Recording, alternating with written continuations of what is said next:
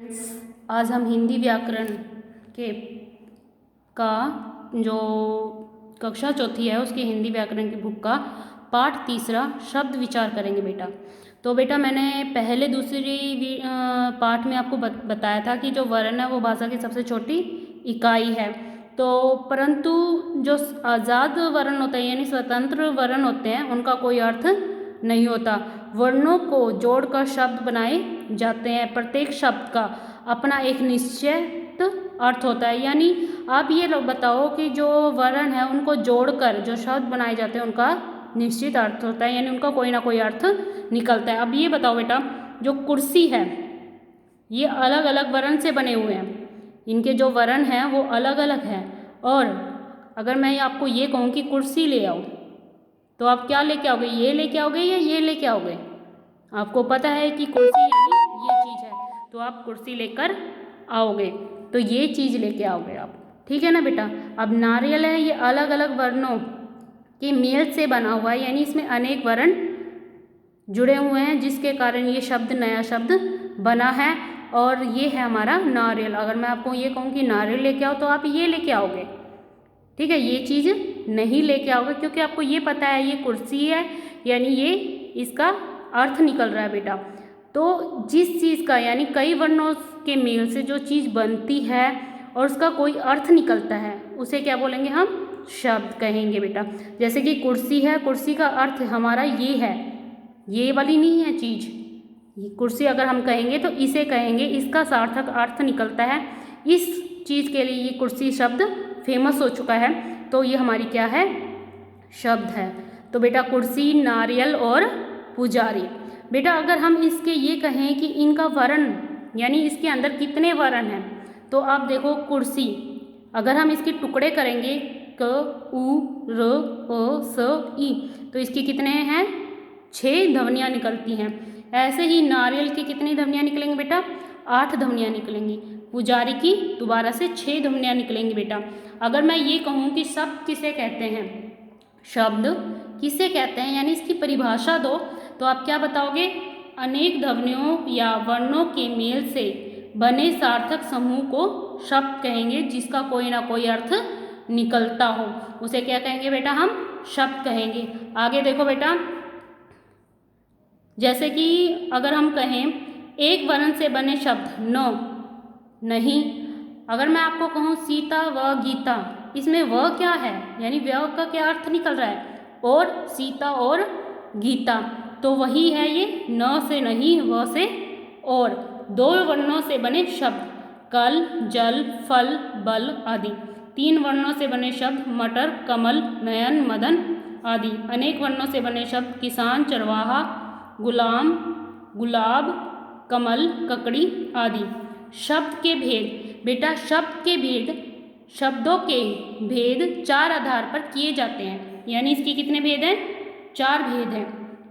पहला है अर्थ के आधार पर, फिर है दूसरा रचना के आधार पर यानी जिसे हम बनावट भी कह सकते हैं, प्रयोग के आधार पर, उत्पत्ति के आधार पर।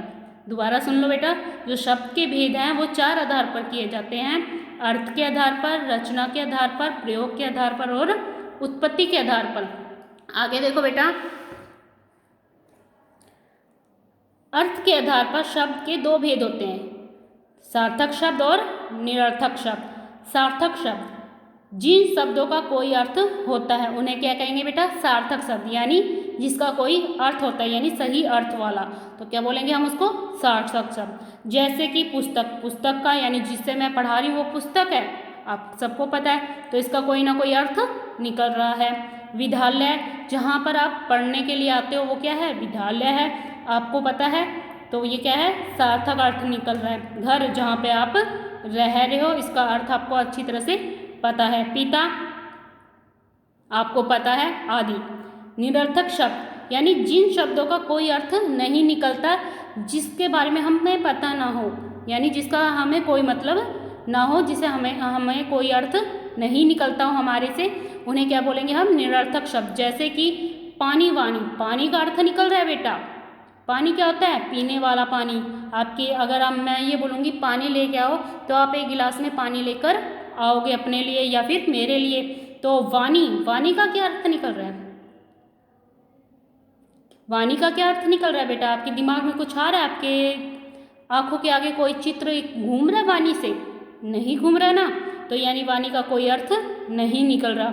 चाय वाय, आपके घर में कोई मेहमान आता है तो आप उसको, आपकी मम्मी कहती है चाय पिलाती हूँ आपको, तो आपकी मम्मी रसोई में जाके चाय बनाती है, कप में चाय लेकर आती है, आपकी आंखों के सामने उसका अर्थ नज़र आ रहा है, लेकिन वाय का क्या अर्थ है बेटा?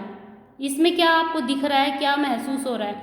कोई अर्थ नहीं महसूस हो रहा है, यानी इसका कोई अर्थ नहीं है। खाना, वाना आदि, इसमें वाणी, वाय और वाना शब्द निरर्थक है, यानी इनका कोई अर्थ नहीं निकल रहा। बेटा दूसरी अगर हम शब्दों में कहें, जैसे कि जल है, इसमें दे रखा है जल, अगर मैं आपको जल लाने के लिए कहूँ तो आप जल ला सकते हो, जल, और इसमें दूसरा वर्ड दे रखा है हमारा यानी पानी और वाणी, वाणी लाने के लिए कहूँ तो क्या ला के लेके आओगे आप? कुछ नहीं, क्योंकि आपको इसका मतलब ही नहीं पता, इसका अर्थ ही नहीं पता, तो क्या लेके आओगे आप? कुछ नहीं लेके आओगे। तो यानी आपको सीधे शब्दों में कहूँ, निरर्थक शब्द वो होते हैं जिसका कोई अर्थ निकलता है, नहीं निकलता, जिन शब्दों का कोई अर्थ नहीं निकलता उन्हें हम क्या कहेंगे? निरर्थक शब्द। और सार्थक शब्द जिन शब्दों का कोई अर्थ निकलता हो, जिसका हमें मतलब पता हो, उसे क्या बोलेंगे? सार्थक। और निरर्थक जिसका शब्दों का कोई अर्थ नहीं निकलता हो। सेकंड नंबर पे हमारा बेटा, रचना के आधार पर शब्दों के 3 भेद होते हैं, रूढ़, यौगिक और योग रूढ़।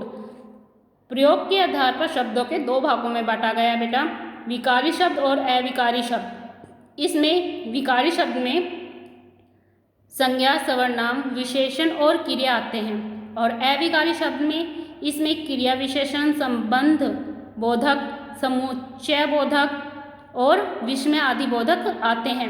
उत्पत्ति के आधार पर शब्दों के 4 भेद हैं, तत्सम शब्द, तद्भव शब्द, देशी शब्द और विदेशी शब्द। बेटा ये हो गया आपका तीसरा लेसन हिंदी व्याकरण का कंप्लीट। इसकी जो क्वेश्चन आंसर है यानी प्रश्न उत्तर है, इसके अभ्यास की वीडियो मैं अगली वीडियो में भेजूंगी बेटा, इसको ध्यान से आप सुनें। थैंक यू बेटा, टेक केयर बेटा।